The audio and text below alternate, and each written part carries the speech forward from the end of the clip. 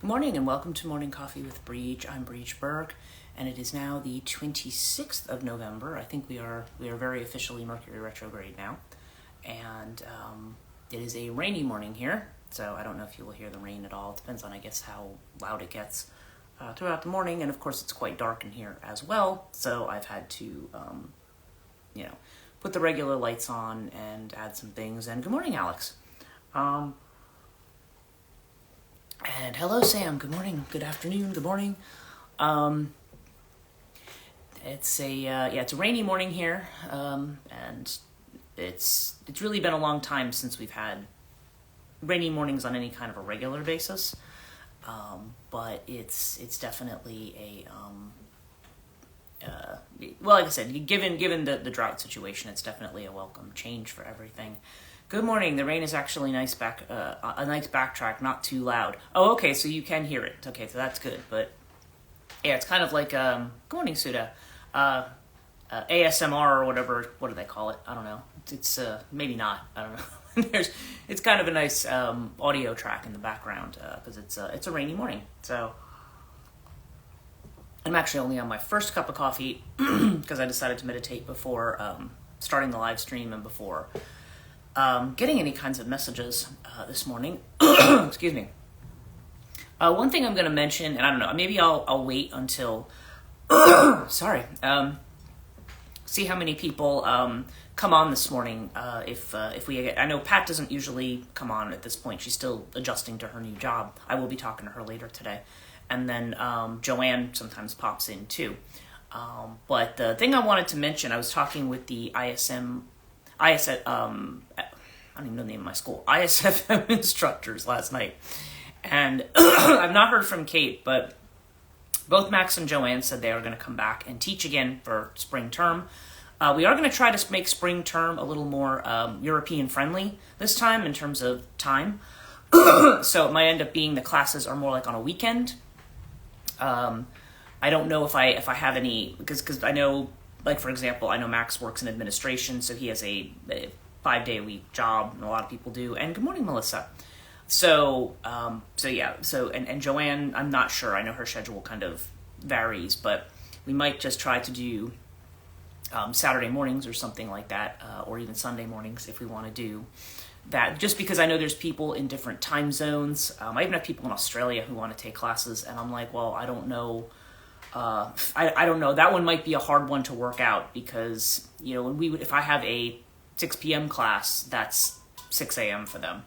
If I have a class at 11 o'clock in the morning, that's 11 o'clock at night for them, more or less. I mean, give or take. But so it's very hard to find something that's going to fit all time frames, unfortunately. So we'll have to see how everything goes. But I'm going to see about doing classes on the weekends. And as far as a little get together, okay, we've been starting to throw some dates around, so we'll see what you guys think. Because obviously I want to have a get together for ISFM students and faculty, but also people who regularly take my classes, Patreon subscribers. And sometimes there's overlap between those groups. But just to invite people, and anybody kind of who regularly participates in this live stream, because obviously I know or have the contact information of just about all of you. That we are going to have a little soiree on Zoom, and we're looking right now at Sunday, December 15th. And I'm thinking somewhere maybe around 1 o'clock, because we want something that's not in the morning, but I don't want it to be so late that people in the UK can't join in and participate, or it's too late for them. Like, I know, because I don't know what things would be like for you, Sam, and also, like, if Ellen wants to participate, I know her, past a certain time, she's just no good, so... I completely relate to that. So we're going to look at the possibility of the 15th. The instructors have said, both Max and Joanne have said that the 15th is really good for them. Don't know about Kate yet, but so far that's shaping up to be a good day for people. So think about it, look at your calendars, because this is just going to be a Zoom call. Most dates and times work for me, whatever works for others. Okay, so that's good for Alex. I'll check later today. You said 1 on the 15th, which would be 6 o'clock your time. On the 15th, yeah. 15th is an interesting day because it happens to be, and good morning, Jenny. 15th is an interesting day because it's also going to be the full moon, and it's a full moon in Gemini, I believe. And it's also going to be the end of Mercury retrograde. Right now we are at the beginning. December 15th will be the end. So, and it's an interesting day. I feel like I was watching something the other day that suggested that for the Pluto and Aquarius shift, at least for Taurus, a perfect day for a get-together, Alex. Yeah, exactly. Maybe we'll all manifest something together because we're all like on that. Yeah, Jenny, I was just saying that we're going to be doing a little soiree on the 15th on Zoom, and of course you're welcome to join us if you want as well. Sounds like fun. I can probably make it work. Okay, cool. Yeah, that would be awesome if you could, because I want to try to make dates and times that work for the maximum number of people. I'd love it if everybody could make it, but I also understand that sometimes that's impossible. So yeah, it would be, right now we're looking at 1 p.m. on December 15th. So just check your calendar on that one and see if that works for you. Even if people can just pop in for a short period of time and then leave again. I mean, it's not like it's a class where you're set, you must be there for a certain period of time. Even if people can just kind of jump in for a little while and then jump out, whatever works. It's gonna be informal. But we'll probably talk a little bit about, again, not in any kind of formal presentation kind of way, but just kind of talk about the school and how people felt about it, and how they liked their experience of everything. By that time, we will not have necessarily finished all projects, because I think the 20th is the day that we finish projects. But once we get past the 20th, then we're getting into winter solstice. For a lot of people, we're getting into Christmas. A lot of people are traveling, or just busy with stuff, family stuff. So I just don't want to dip into that time frame. And usually the last week of December is a time when a lot of people things are quiet for a lot of people. So I don't know. That's when I might actually think about offering my tarot class, because that would be a time when I think some people, again, I'm not sure about Pat, because I know with her job, it's the kind of job that she has, she might not be able to do that. But yeah. So anyway, I will be talking to Pat. I'm talking to Sam this morning too, but I'm also going to be talking to Pat. And so I want to, I want to try to see what's going to work for the maximum number of people. So, yay. So yeah, so that would be good. And of course, and now Melissa's here. And of course, that reminds me as well that we have an event coming up this Sunday. And I know some of you were signed up for it already. I think Jenny signed up and Suda both signed up for it. That's exciting. Yeah, and Melissa, you're welcome to join us as well. I mean, that's totally fine. Like I said, I'll send the Zoom link. I'll have an email. I'll send the Zoom link out to everybody when I have it. And yeah, so like I said, we all kind of know each other, and I think it's really just kind of a thing so everybody can kind of, maybe some people are in some classes and not in others, and then people kind of get to meet each other, and sometimes there's like a networking that can go on too, because a lot of us are doing the same kind of thing. Oh, you're welcome, of course. And yeah, and it's, so Melissa and I are doing an event on Sunday, as we've mentioned a few times. I'm going to be doing readings. My readings are going to be $40 for 15 minutes, but it also includes, really cool, Melissa's doing aura photographs. So if anyone's in New Jersey, or anybody in New Jersey, like I said, I know Jenny's already signed up, and so is Suda. But if you know anybody else in New Jersey, and I know, some of my other clients are signed up as well. So, and I think probably some of your clients too, Melissa. So this will be fun, because then it's like, because the aura photo itself, I mean, usually that's like $25 just on its own, and so it's great. So you're kind of getting both for a really good price during this kind of, I don't know. Yes, cannot wait. Yeah, it's going to be great, and it looks like we're getting pretty booked up. Certainly the whole morning slot is like, I think I'm running straight from like 11 to 12:30. That's awesome. The autophotographing is so cool. Yes, it is really, really cool. And those of you who are in my intuitive development class, I showed you at least one example of Melissa's aura photography. And so that'll be, so then you can get your own. And I know it always comes with a little card on the back that tells you, or she gives you a little card that tells you how to interpret it. So, I mean, she does do full reports as well, but this will just be the photo with the little cheat sheet to tell you what it means. So, yeah. So we're looking forward to a fun week. Definitely going to be an interesting week. I'm trying to, messages I got this morning were basically, you feel like you have to do everything now, slow the F down. Basically, that's the messages I got. And that's not necessarily an unreasonable message, given that we're in Mercury retrograde, but also at the end of next week, I believe we are going into Mars retrograde. And that is going to be... So, okay, we just had Saturn go direct, and we're like, yay, Saturn's direct, we can start doing things again.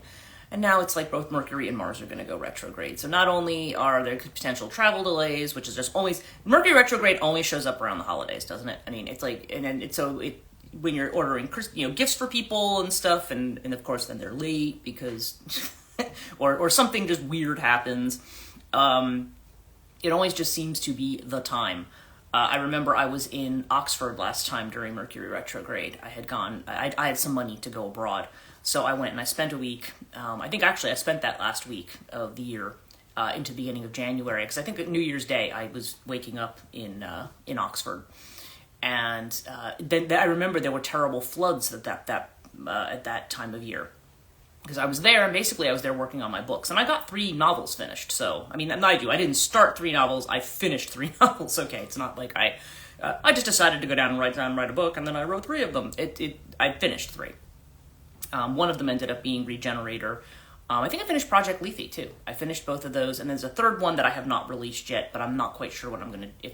If the form that it's in is the one that I actually want to release, so... Anyway... But I'd finished 3 novels while I was in Oxford, and of course, you got to go out during the day. Sometimes you need to take a break, go take a walk around town. I'd go out to get lunch, or whatever, because I had breakfast stuff, like, in the room. She kind of had it where, she had, croissants and cereal and different things in the room. So I was able to just kind of stay in for breakfast, and then around lunchtime I would go venture out. If it was a nice enough day, I could walk. Otherwise, I could take the bus. And, so Oxford was... I was walking around there, but then there was a day where there was so much rain that the river was actually, the Magdalen River was actually kind of like overflowing there, and buses were having a hard time getting around. And I had thought about, because I was looking at the bus schedule, and I thought, there is a bus that goes all the way out to Swindon. I could potentially take a day trip out to Avebury if I want to for like £7. It would have been really cheap, but I found out that it was like everything, like the roads were out and everything. Like bus routes were disrupted, trees were down. Like there was just a lot of storm activity at that time. So, so there was no, Mercury retrograde was definitely impeding travel then. So I was like, all right, this just means I need to stay in and work on the thing that I'm working on in my room in Vicky's house. Vicky's an Airbnb owner. And I was like, okay, so I'm just going to work on this here. So, and it was fine. I was staying in a lovely place. I did have a couple friends who were local who lived like 2 blocks away, and they were like, hey, let's meet up and have drinks. And so, I met up with them for dinner a couple of nights. So that was nice too. But it's interesting. Actually, no, speaking of Avebury, I'm on the Elements of Avebury. That's a store in Avebury. There's 2 metaphysical stores. It's a tiny little town. There's 2 metaphysical stores. Shocking. And one of them is the hen shop. It's been there for ages, and my friend Sue works out of there. And then Elements of Avebury is owned by Donna Byatt, who her and her husband Steve run the only B&B that's actually in the circle of Avebury, and it's booked up a lot. I have stayed there several times, and I always ask for the room, the room by the Cove Stone. I always want that room. But I've stayed with them a few times. And Donna's always like, oh, you should stay for like a week. I'm like, well, it's really expensive to stay here, so if I had the money to stay there for a week, I would. But usually I can't afford more than a couple of days. So but in any case, I've been out in Avebury, and Donna had posted yesterday that she closed her shop early because of really, really high winds, and she was worried about staff driving in the dark with the high winds. So I was just thinking, what an intro to Mercury retrograde, right? It's like okay, high winds coming in, and and I just found that maybe this is why my guide said this, was like because last night I just found I was racing to like get things done. Maybe I was just thinking, because I think Mercury retrograde came in around 9:30 last night, and I was like, all right, I gotta get things done. I do have readings done, by the way. Those of you, I know there's a couple people who on here like who are in the Libra through Pisces bracket. That's good. I uploaded those last night, but I decided let me not put them up and advertise them till this morning, because nobody's looking at midnight. We had very high winds today in Detroit area this morning. Yeah, and like I said, we've got, as you can probably hear, rain right now. So it's a little stormy today up in the Northeast. And I think they had been talking about snow for Thanksgiving, but I think they've gotten rid of the snow forecast now, but that first 2 weeks of December, just FYI, if you're in the Northeast, now there is another forecast for, they're not sure about a snowstorm, but there could be a more significant sticking snow event. Like we had a little snow, but it didn't really stick much. It stuck to like maybe some of the grass and things, but it didn't really, it wasn't really a major event. It was just sloppy. And then, so Thanksgiving, it looks more like it's going to be a rain event, thankfully for people who have to drive for the holiday. And then it looks like it's not going to be so terrible. Jenny said, I have been on speed lately, crazy energy, snow just in Sussex County. Okay, yeah, that makes sense. And it's funny because my brother-in-law was going to go up to Sussex County that day, and he's on the day that we had the snow, and we were like, well, maybe you're not going to go up there that day, right? But yeah, okay, so same here. Yeah, I've just been kind of like, I've got to get things done. So now it's like the message this morning was like, brakes on, existence card, right? Slow down. Look at, High Point got 20 inches. Are you serious? High Point got 20 inches of snow? Wow, okay. That I did not know. I thought it was like, they were saying maybe to 5 to 6 inches range, but I think it was a thing that just kept pumping out more, and I think more cold air came down. And it was snowing all day, I remember, but it just, like I said, just here it just wasn't sticking. Did you get any snow where you are, Jen? Because I know you're a little bit north of me, not much, but elevation, baby. Yeah, exactly. Wow, that's crazy. I haven't told. Oh, my sister, by the way, speaking of Mercury retrograde, also broke her foot. She called me to tell me that we weren't going to go walking today. Well, we couldn't walk today in this anyway, but I go in the same way, trying to go. My brakes were engaged this morning. Were engaged, headache. Yeah, and that's kind of what can happen. You got about an inch, Jenny. Okay. Yeah, we didn't really get anything other than like powdered sugar, and then it kind of vanished.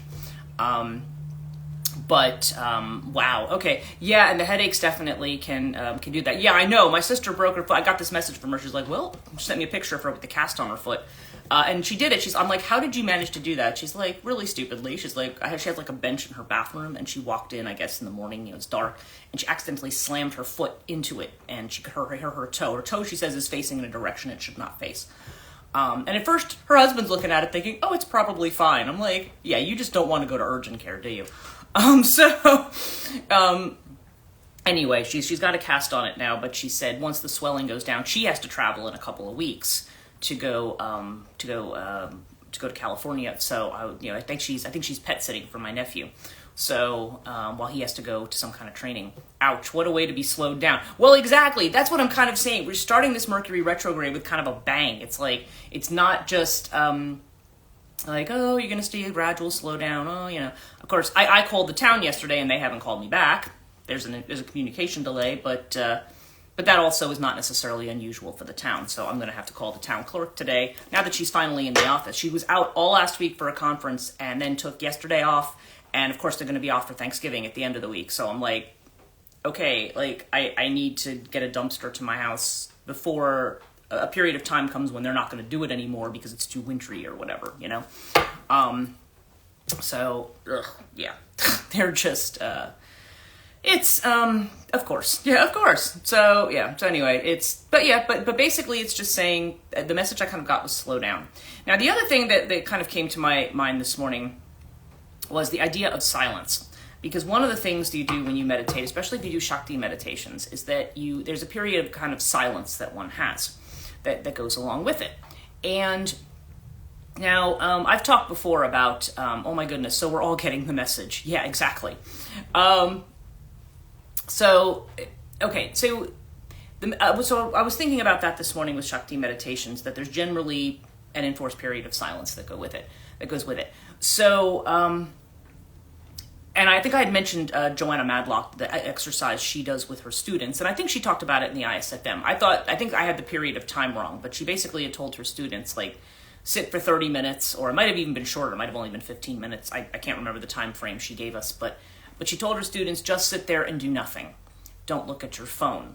Don't watch TV. Don't look at anything. Just sit in silence for 15 minutes. 15 minutes, 30 minutes, whatever it was that she had said, and then write about it. And the students were all like, what? What are you, crazy? Like what? 15 of not doing and not thinking anything, you know, just being quiet. What kind of crazy talk is that? So yeah, so it's funny. So she had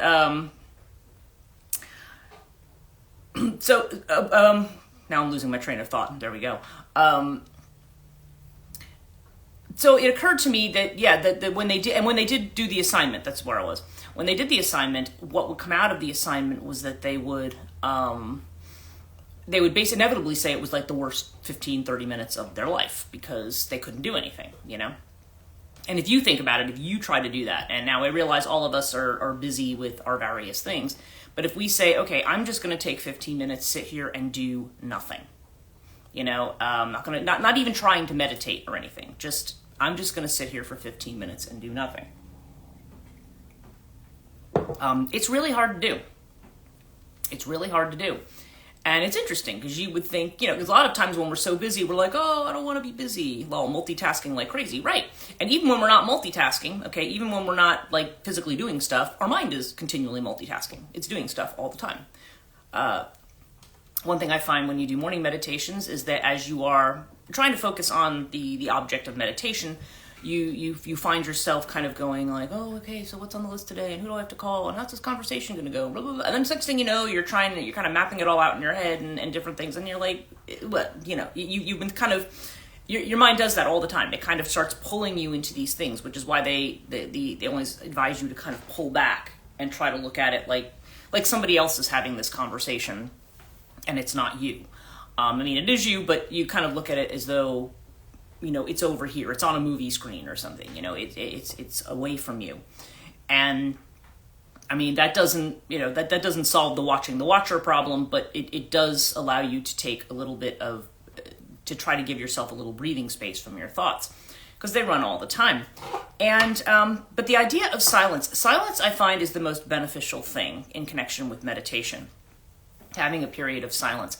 When I was still working for the university full-time, for Fairleigh Dickinson full-time, I used to go on retreats. And I would go on Catholic retreats, actually, because they were the only kind of retreats that were available.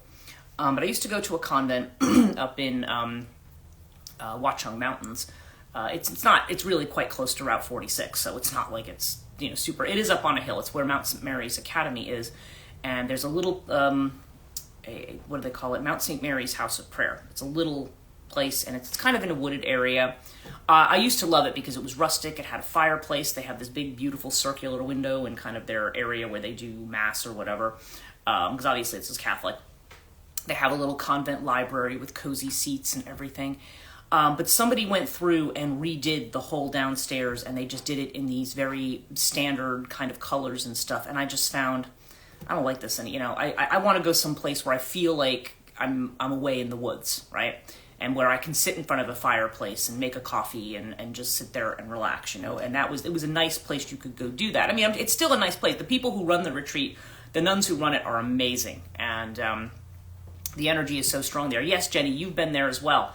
Yeah, and the nuns, as you know, who run it are really, really great. Sister Mary J is really great. Sister Eileen. There's a third one. Sister Laura, I think, is in there now. Teresina had passed away, and Marguerite had passed away, because I had gone there for quite a number of years. And I just found what I would go for was the entire weekend. Yes, they are. And I would go for an entire weekend of silence is what I would go for. I would just go to sit in, you know, the idea was that you did not, you know, you kind of had an opening. They would have like an opening mass or whatever that, you know, you could participate in. And then everybody had their rooms, and you just basically you might have like an hour of spiritual direction if you wanted it. I want to go. Yes, I can send you the link, Melissa, to Mount St. Mary's. It's they are really wonderful there. And yeah, and you can tell them that I sent you there. They're very much. It's basically you can do a full weekend, which starts with that. They do mass, and then you have, you know, the weekend of silence. You have like an hour of spiritual direction where they talk to you about whatever's going on in your life, and of course they're going to give you a biblical passage or something like that to meditate on, because that's what they do. That's the religion there. That's what they do. So, which is not, for me, was not really a problem. And And then you would have another hour before the end where they would, talk about, how was your experience, how you thinking about things and so forth. But, you don't talk with the other people in the house. Everybody just kind of smiles and nods at each other. But the idea is that you keep silence. There are some people who don't get it. There would be people who would talk to you and I'd just be like, I didn't come here to talk to you. But it's, because that's the idea. You're coming there to just have a weekend of complete silence. And then, other than those spiritual direction times. And then at the very end, there's kind of a celebration that you actually go to mass up at the chapel at the end. There's a chapel across the street where they have the nuns who are kind of in the nursing home over there. And then after that, they usually will cook a luncheon for everybody, and then everybody goes home. So that's kind of how the long weekend goes there. And then, so I have been on so many of those, and also you can just do it for a day, or you can just take a couple hours in the afternoon if you want to do it as well. They have different options because they know not everybody can take a weekend, and sometimes they fill up pretty quick. So, So anyway, I can send you the information about that because they still do it. They still send me their things. I just have not, with my driving issue, I don't even want to get on Route 46. So I'm just like, watch it. It's only a half an hour from Hampton, but still.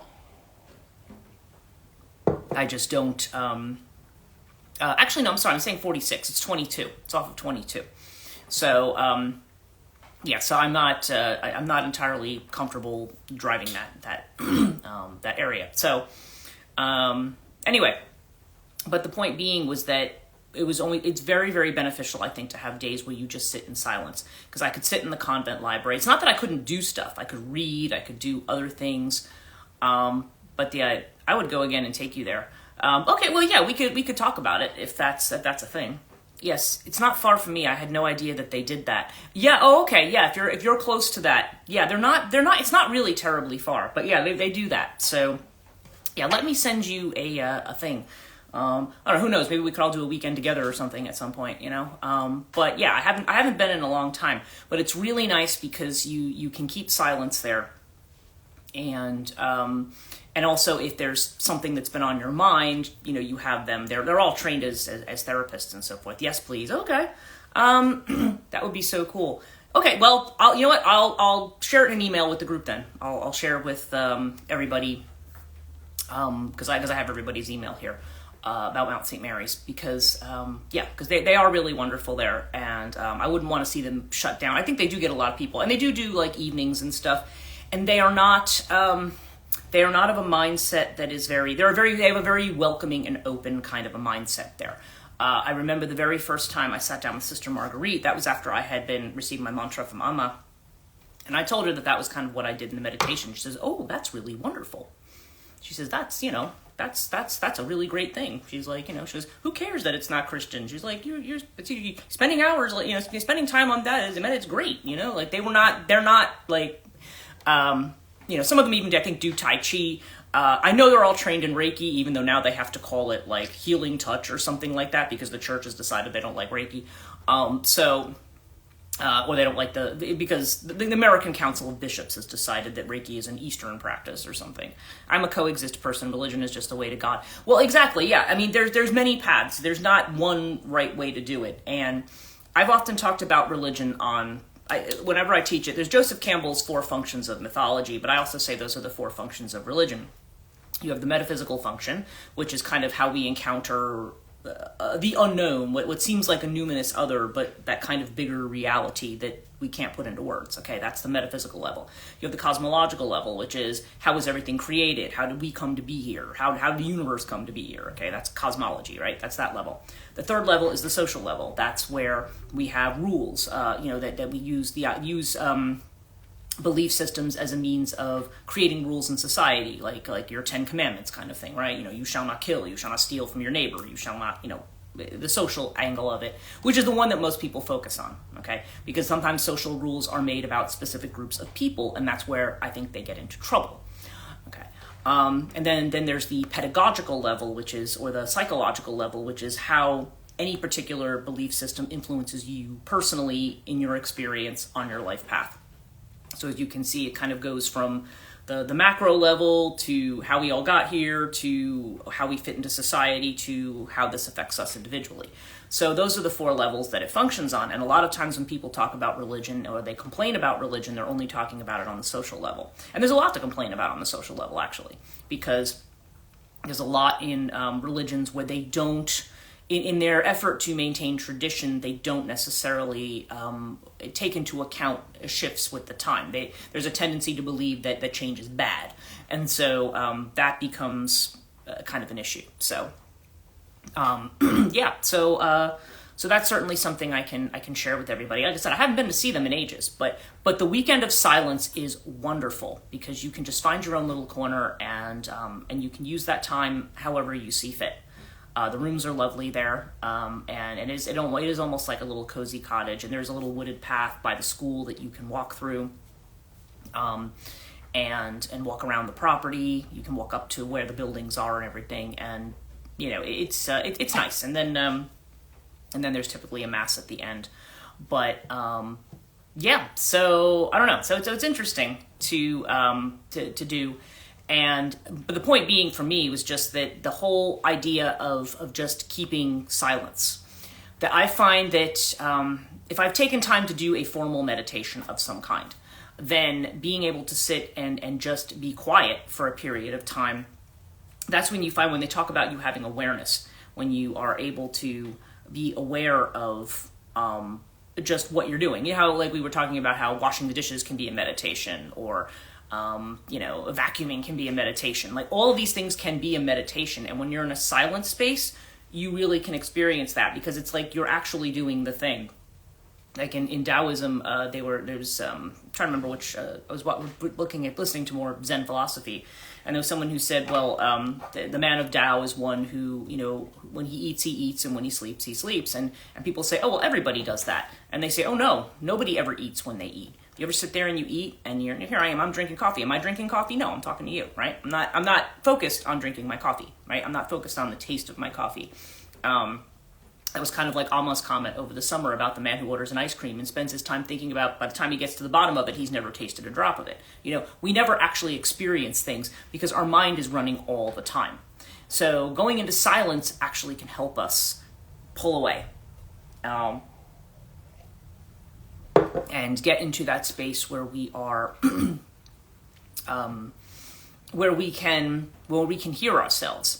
And that's a very difficult thing to do, like when you have families. I know some of you, of course, have families, you have kids, you have other obligations, you have things going on with your spouses and things and stuff like that. And for me, one of the good fortunes of not being married and not living with anyone is that I can make silence whenever I want it. I mean, I might have noisy things going on, but I can find times where I can just be completely silent here.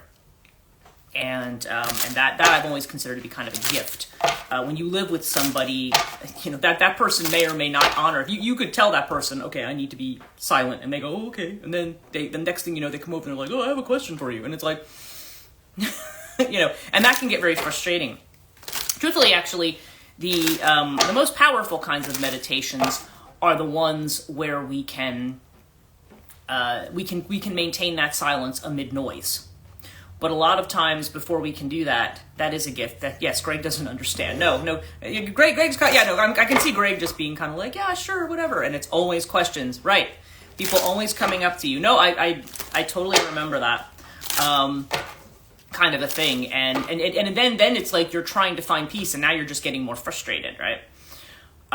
So I don't know. So keeping silence is something I just find, like, if I can have a whole day of keeping silence, somehow I just feel, even if my mind is running, it's like somehow I just feel a lot better. But me, I'm a teacher, so I'm talking all of the time. So yeah, but sometimes it's nice to just have that space to not do that at all. And it always starts out being kind of an uncomfortable space, but eventually. Oh gosh. Oh, okay. I'm just doing our reading for today. Anyway, I'll transition into the reading right now because then you'll see why I said that. Okay, we're looking at the source card. Okay, this is the Ace of Wands. This is where we're starting from. We're starting from the source. So with the source, this is the source of our being. This is the source of our creativity. It's that thing that we tap into, whatever that is for us. We tap into the source, and that is where that's where our inspiration comes from. That's where our own unique creativity comes from. It's something that it's almost like we are a vehicle. It's something that wants to be expressed through us. I've always said that about my relationship to the gods and the guides that I have, because people will say, "Oh, well, how do you worship this god?" I'm like, "Well, I don't. I feel like I'm a vehicle for that god. If that god has something it wants to be expressed, it will express it through me." You know what I mean? Rather than, and that's the way I always kind of look at it. It's like you allow life itself to be expressed through you, okay? And the inner feeling of which we're unaware is one of integration, okay? So here's temperance, here's Sagittarius energy, right? This is where we are internally, whether we are aware of it or not, and we are not always consciously aware, because that's another thing that we do too. When we're trying to do something, right? When you are meditating or so forth, and you're going, okay, am I doing this right? Am I doing this step right? You're so self-consciousness, right? When you're too self-conscious, you can't be spontaneous with something. You can't, or we do something and then we're kind of looking at it going, okay, is it working? You know, like we kind of have an expectation of something that's always going to be very fantastical and big and fireworks and everything. But frequently that's not how it goes. This is more something that's kind of happening on an internal level, and it may happen gradually. It's more like you may have a dawning awareness one day of something, okay, with this card. Like that somehow the paradoxes, the things that you could not wrap your mind around before, or that you could not, somehow just couldn't get. Somehow they kind of click into place after a while. And this seems to be a process that's going on internally. It's that balancing. And the external feeling of which we are aware is participation. Okay, this is the Four of Wands. That we are called to participate in the world. We're called to participate in life, not to be, not to just I know Joanne will frequently talk about like I want to hide in my blanket fort, and it's a totally understandable sentiment. But strictly speaking, even she's not doing that. I mean, we're all participating in community in our own way, and that participation is what. And we're also you participate in nature. You participate in existence, right? You just participate in being here. And part of that participation is just being able to slow down and experience what it is that you're participating in, right? So our advice card is understanding, okay? The understanding that we have always been free. A lot of times it's the machinations of our mind that say, oh, no, we have to be here and we have to be there and focused on this. There's a certain freedom, there's a certain openness in saying, no, there is kind of an open space here where I can, where I am free to be who I am. Even in the midst of all this activity, because there's always going to be a lot of stuff that's going on, okay? We're always going to be in a space where there's a lot of things going on. When you have an experience of stillness, it's like you are at this quiet place in the center of everything, and you can literally hear all the noise. Sometimes I've actually pictured it as doors. Like I'm inside a room and there's many doors, and outside the doors I can hear all this activity, And that's, but that's the world. That's going on. That's always going to be going on. That's the drama of the world. It's always going to be going on. In that space, you can free yourself and say, okay, I can hear myself. And when you connect to Source in that way, you are not you're not operating you're not trying to overuse the mind and overplan with the mind. The mind has a function. I mean, we don't want to say that our minds are useless, but when we rely on those as our primary mode of understanding and mode of being, and mind you, I'm not suggesting it's easy to get out of that mode. It's very hard to not intellectualize things, to analyze things. That's the way we've been geared. That's the habit that we have. That's the way we're geared. And it's not like you're going to break that habit in, overnight or with one meditation or in a couple of days, right? It's going to take some time. But when you have a moment, and sometimes in those moments of silence and so forth, you're able to see it, then at least you know what it is you're going for. One of the things I had said after I had gotten my mantra, and I told you about the time I had gone to the labyrinth to take a little walk. And when I walked to the labyrinth, I remember my whole time I was just thinking about, I was a union rep thinking about what was going on at work, and people were upset because it's New Year's Eve and everybody else got to go home and we didn't get to go home, and blah. I was just like, this big to do.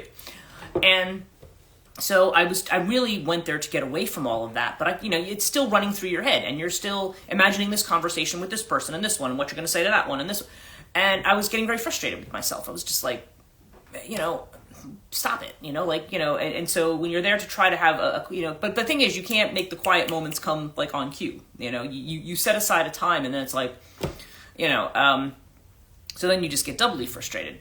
But I remember as I was walking out of there, just kind of saying to the guru in my head, I was just saying, what is the point of all this? Like, it doesn't seem like I get anywhere, you recite a mantra to yourself and big whoop, like nothing happens, right? Like, what's supposed to happen, And, a few minutes later after I walked out, I knew what was supposed to happen, because all of a sudden it was like, oh, this is what's supposed to happen.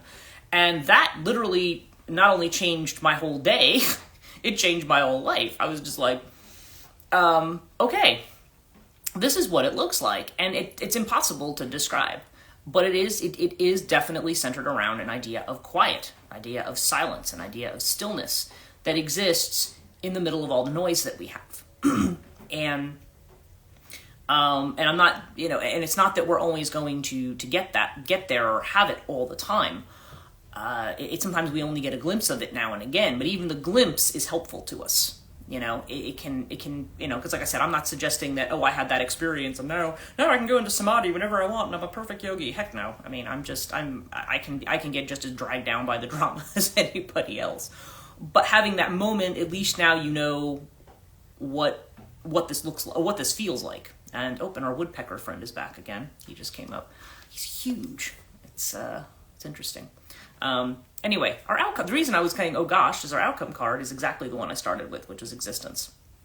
So it's the idea that we need to, and that's the magician card. But what this version of the magician card says, if you're feeling like the world is out to get you, if you're feeling stressed, if you're feeling like you can't take it, there's too many demands, go out and look at the stars. Of course you can't today because it's raining. But go outside and just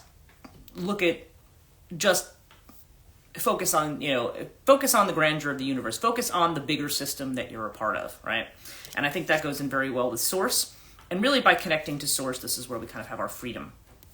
Because when you're in that space, a lot of the stuff that, the relationships, the dramas and things that drive us crazy on a day-to-day basis, they don't feel like they matter as much in that space. There's almost like you're able to look at it more like you're in a role-playing game, and isn't it clever how that person's playing that role? I don't know how else to describe it, but you look at it in a very different light.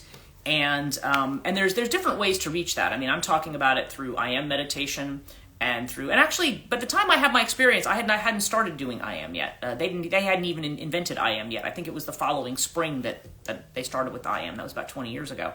And in the meantime, it was just me and my mantra. Me and my mantra. And then, and also, but even going to Mount St. Mary's, I had experiences of that there as well. And the Eucharist, if you are Catholic, the Eucharist can provide that experience. That's actually what it's supposed to do.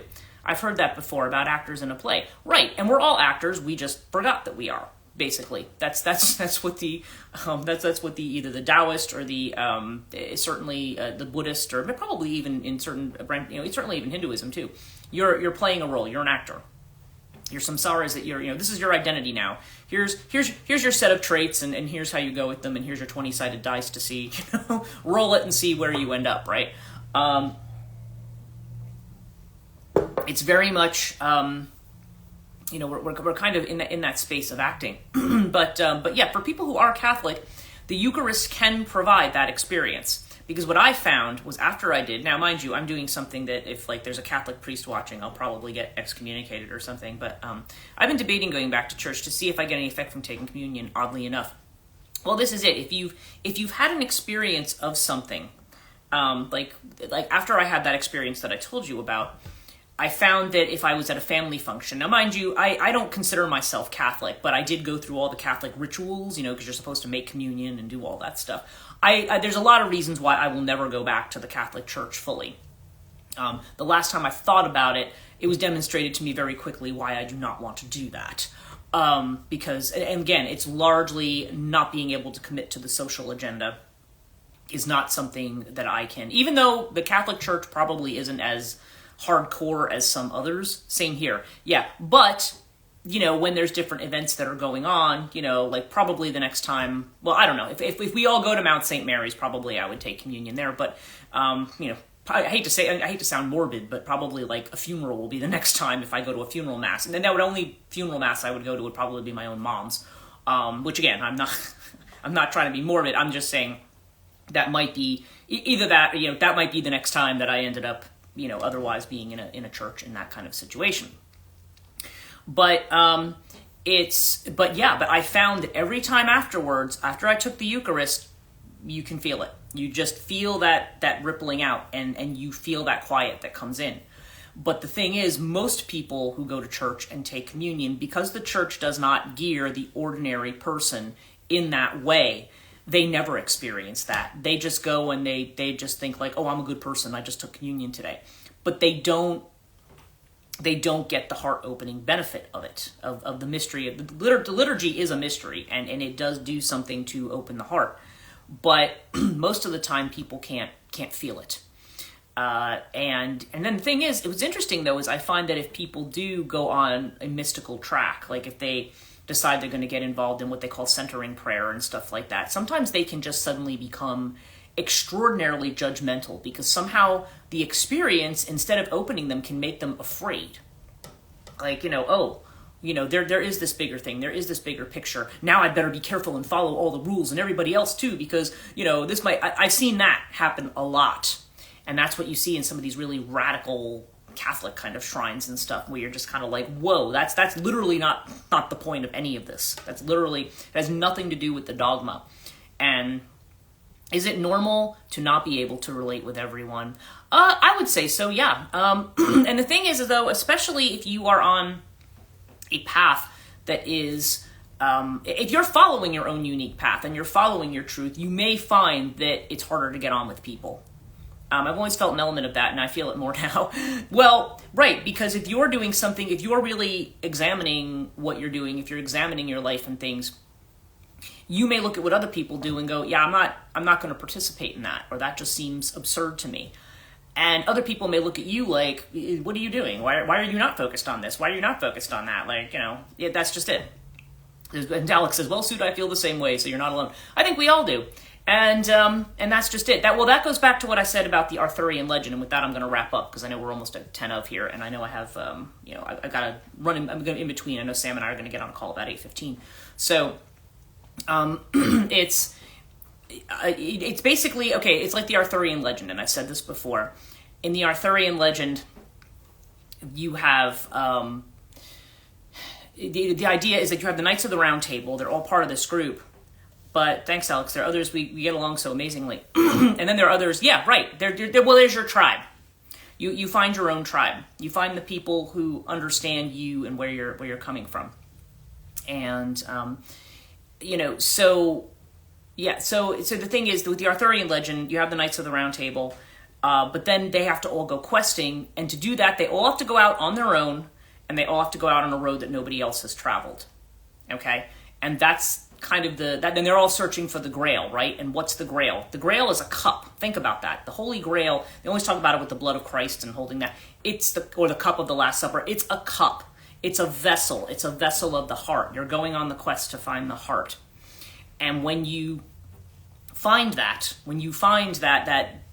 light within yourself, that's something that's very individual. You find it, you can only find it alone. You can't find it, you might have people you might run into different characters along the way, but ultimately it's your quest.